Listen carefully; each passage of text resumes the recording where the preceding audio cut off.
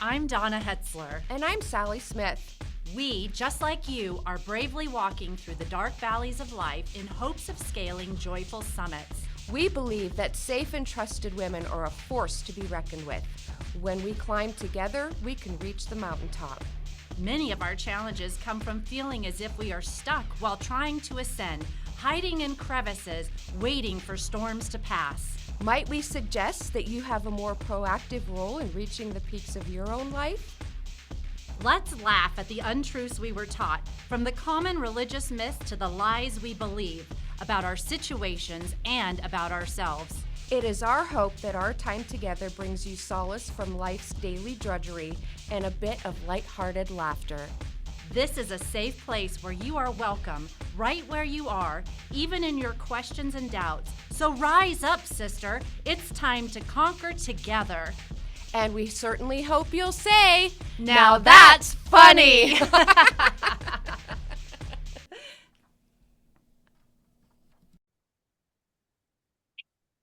Welcome to another episode of That's Funny. Now here's your host, Dawna Hetzler and Sally Smith. She's back. I'm back. Guess who's back?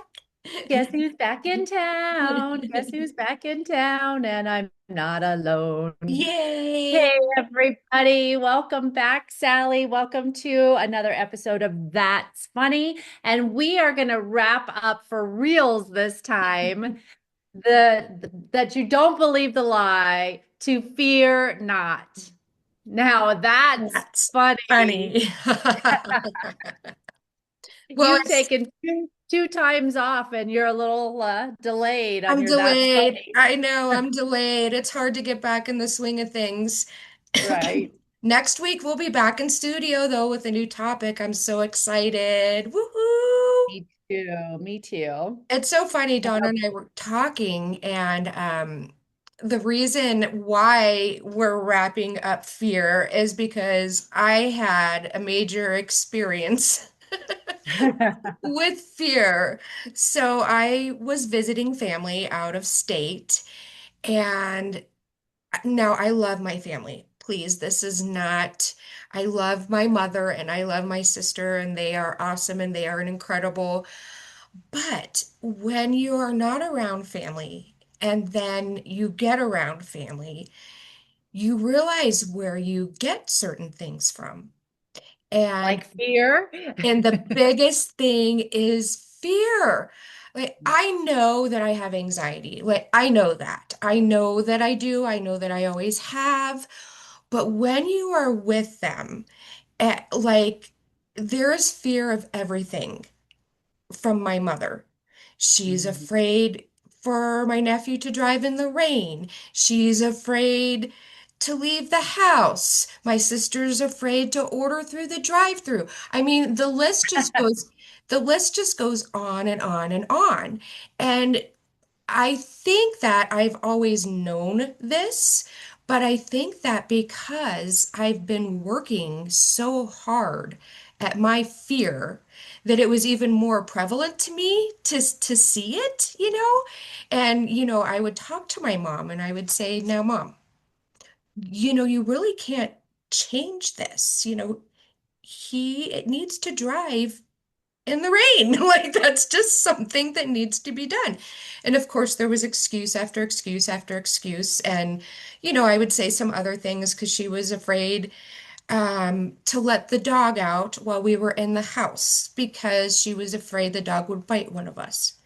I'm like, like, well, needs to get to know us, those types of things. So I think that for me, it just really hit home. And I said to her, I said, "Mom, all of you know my story with Shane, my son." And I said, "Do you think as his mom growing up, having him grow up, that I didn't have fears, that I didn't want to keep him at home in a bubble, not let him do anything, not let him participate in anything? You can't do that. You have to let them be. You cannot fear everything all of the time." And there still, of course, was excuse after excuse after excuse on why that she has the fears that she has. I had a memory drop as soon as you said, Shane growing up. And one of the things I remember with my mom is sitting in the stands watching Shane with my mom visiting in Colorado, and he was playing basketball.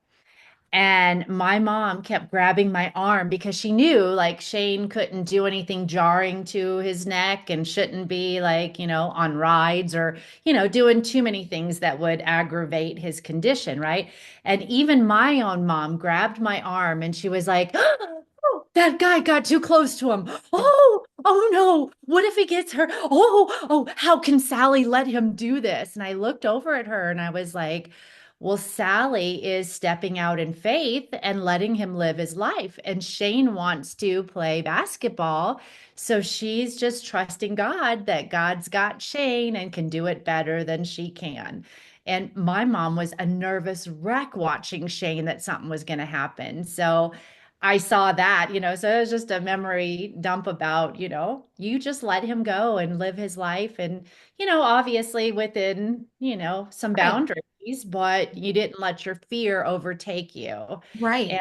so I think if I told my mom in that situation, Mom, fear not, she'd be like, but I have to fear because he's right there and that kid's right on him. And what if he gets hit? And, all the fears and anxiety that can rule and bubble up. So how did you manage your fear while you were there? Well, I didn't have any fear that when I was there. The only thing that I had was I was getting annoyed because I'm like, using all of these lines, take a breath, or, Yeah. people have to live their lives, Right. stop, stop. But Um, anxiety breeds anxiety. And it I can does. feel it like when I'm with my family and my mom's getting anxious in the car because Tiff's getting anxious and my dad gets anxious. And I can feel that coming on. And I really have to like disassociate from it, like Right. really just pull myself away from it and be like, okay, if everybody in this car wants to be fearful, that's fine. But I have to just, I think of myself as being rooted into the ground, and anything that comes on me will leave through my feet into the ground. And so I just kind of mentally like, okay, that anxiety is not on me. I'm not carrying that. So how did you do it? Aside from being annoyed, that's a good thing. You want to fear not, just be annoyed. If you want to fear not. No, I think just the same, I think for me, it was almost like, how you just get a little nudge sometimes? Like, I know that I have fear, and it's like, I don't want to do this. I'm not going to let this take a hold of me. It's almost like Satan, stand back. Like you are not going to take a hold of me. So I did have to disassociate myself with it because for them, that is their comfort level. And in Yes, a sense, it is for me too. Like I am not saying that I don't have fear and anxiety, right. but I think the difference is I know it, I recognize it, and I want to change it. And you do something about it. And You I act. do something about it. Exactly. And I really think that the only thing that really truly gets me through it is prayer. Like I know that no matter what, at the end of the day, whatever is happening, it is God's plan. Yeah. It just is. And I think the more you say it, the more you practice it, the more you really feel it. Because I've Yes. said it before. I've said, Right. I know God's plan. You know what I mean? That type of thing. I've said it before. But I think the more you say it, the more you practice it, the more you immerse yourself in it, the more you feel it. Yes, and you can actually do it. And I will say that's a life testimony because I have seen you grow in your own spiritual, walk with anxiety and fear from the very first time you left the house away from Shane, peeling you off the door jamb, She saying, really did peel me off the door jamb. I mean, I literally, my fingers were held onto the door jamb, and I'm like, I'm not free. how old was Shane at the time? Do you remember? Gosh, I'm trying to think. I think he was like in second grade because it was before his second brain surgery. So we Okay. had just gotten through the first brain surgery. Yes. And I was like, no, I can't go. I can't But leave. you had never been away from Shane ever, Nope, ever. So the ever. progression from peeling you off the frame of the door jamb to go for a weekend retreat and trust Shane to, Matt and to God, really.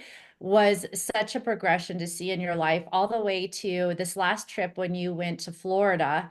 And I saw pictures of you on a tram, and you're just like in such a place of in the moment, peaceful, not worried about, the flight that's coming up and if you're going to make it or not. Just that whole, just to see the life, doing life with you and seeing that whole progression. It's been beautiful. So I would tell everybody who's listening, if you are practicing, it's hard. You're going to have setbacks. There's going to be things that, you think you're not making much headway, but once you start looking at those posts, along the way and you start looking back, you'll really see if you are working and doing the practices, you do get the fruit of the spirit of not having that worry and anxiety. You do, you do. And also, I think what's important is to have someone like you, have that someone to help you. I know, give yourself a little clap. I mean, really, truly, like have that sister girl, have whoever it is with Yeah. you to help you through it because you can't do it alone. You just Yeah. can't. I mean, Yeah. of course, God needs to be first, but Right. I mean, I would not have grown if I didn't have you to hold me accountable for some things, and help me recognize because I And want same to you. I mean, you've kicked me in the butt when I've been like, in tears. I can't take any more kicks in the butt. I can't be pushed today. And you're like, uh-oh. I'm like, sorry. You told me to hold you accountable. This was your idea. Don't yell at me. Oh, Well, yeah, but and you've even gotten better too, like I remember retreats where I would just hide under the covers till you got up. Like it's this has just nothing to do with fear. This it is be was my grumpy not. Be grumpy not. it was my fear. Now I'd Oh be yes, like, it get up, was your fear. sister. Yours, David, and Eric's all afraid of me in the morning. I'm such a kind person in the morning. I don't know why you guys are scared. But I do want to remind everybody to ask yourself the question, who runs your life? Is it fear or is it God? And that's the first question. You can get this ball rolling. And then if you get, like us, where we get into family and there's just fear and anxiety, just really stay rooted, be annoyed, whatever it takes to keep that fear off.